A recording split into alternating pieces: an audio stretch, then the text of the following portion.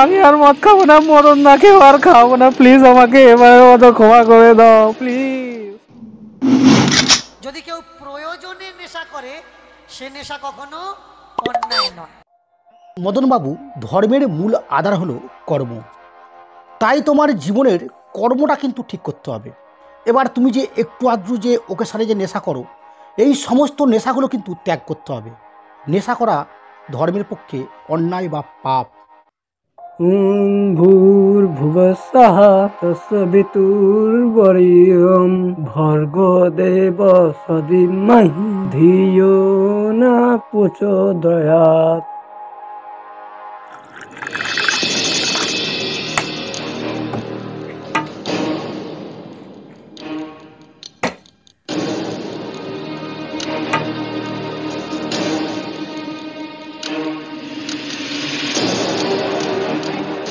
আরে মদন দা, এত দেরি হলো? এসব আর খাই না আমি, আমি একটু ধর্মকর্ম করি তো। আরে তুমি বসো তো, তোমাকে খেতে হবে না, তুমি বসো।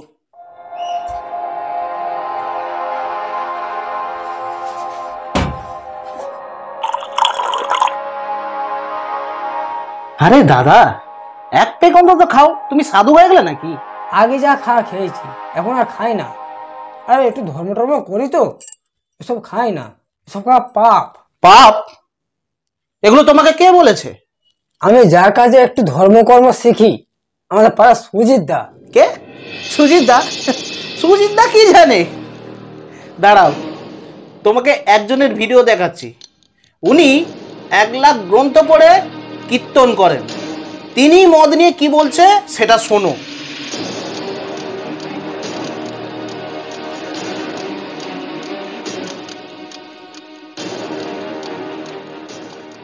এ দেখো, প্রয়োজন আছে, ভালো করে শুনো। ভালো করে শুনে নাও। যারা নেশা করে, যদি কেউ অপ্রয়োজনে নেশা করে তাহলে কিন্তু অন্যায়। যদি কেউ প্রয়োজনে নেশা করে সে নেশা কখনো অন্যায় নয়। শুনলে তো গুরুদেব কি বলল?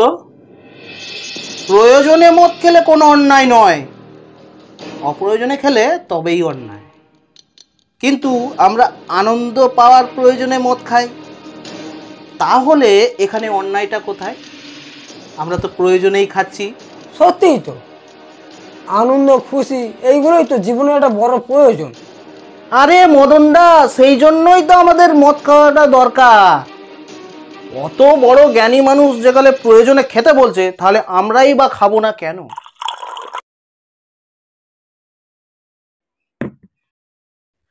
জয় দীন গুরুদেবের জয়।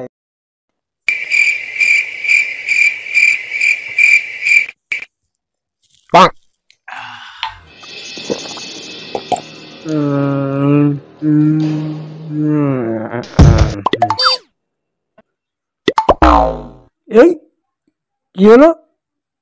শালা ভূমিকম্প হলো নাকি? শালা ভূমিকম্প হওয়ার সময় পেলনি?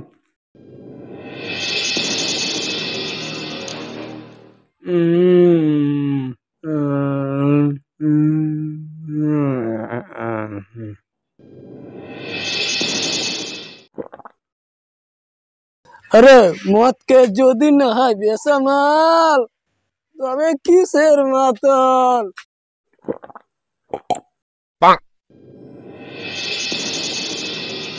আরে সুজিত না?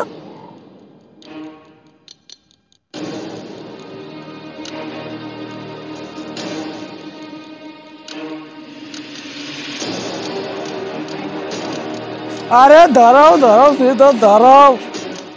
আরে তুমি যে বলেছিলে মদ খাওয়া নাকি পাপ, তোমার জন্য আমার জীবনের আনন্দগুলোই মাটি করে ফেলছিলাম।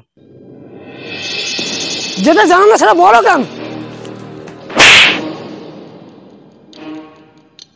আরে তোকে পাড়ায় আগে মদন বাবু বলে সম্মান করতো, আরে এখন তোকে পাড়ায় মদনা মাতাল বলে পরিচয় দেয়।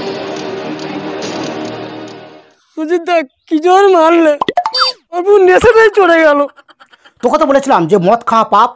আরে মহান কীর্তনিয়ার কথা শুনেই তো আমি মদটা খাই। আরে তোর ওই মহান কীর্তনিয়া যেই কথাগুলো বলেছে সেইগুলো তার মন গড়া কথা। কোনো স্বাস্থ্যের কথা নয়।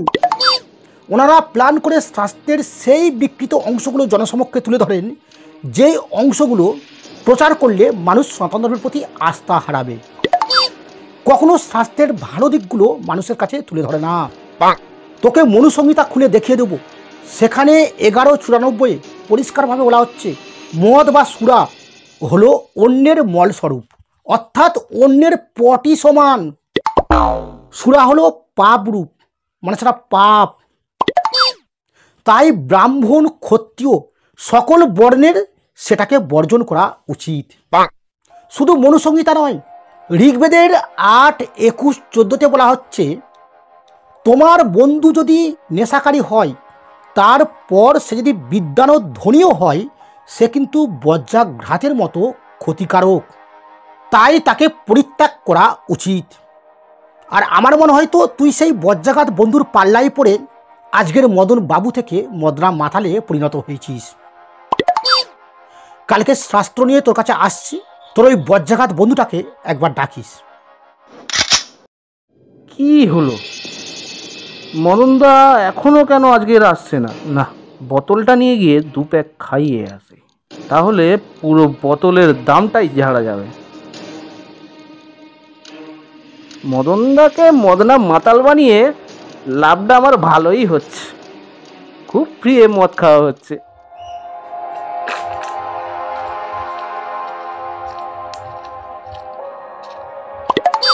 আরে মদনদা, তুমি কোথায় ছিলে?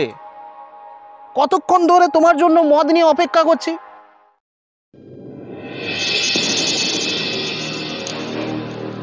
আরে এক হাতে অস্ত্র আর এক হাতে শাস্ত্র, আজকের কি হবে কে জানে। ওরে বাবা রে!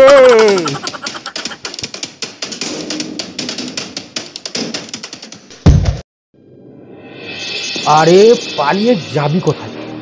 যত নষ্টের গোড়া তুই। আজকে তোকে তুলে আছাড় মারবো। ওঠ! প্লিজ প্লিজ আমাকে ক্ষমা করে দাও দাদা, প্লিজ।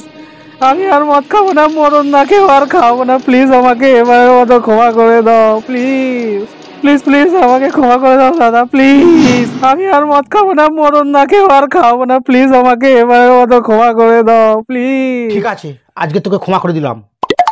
ভবিষ্যতে যদি আর কাউকে এই ধরনের ভুলভাল যুক্তি দেখিয়ে তাকে মাতাল তৈরি করিস, তাহলে সেদিনে তোকে কিন্তু ছাড়বো না। ও শালা, ভক্তদের গায়ে এত শক্তি! আমার মতো আস্ত মানুষকেও ছাগিয়ে নিল, দিয়েছিল আমার পোঁটা দেশকে।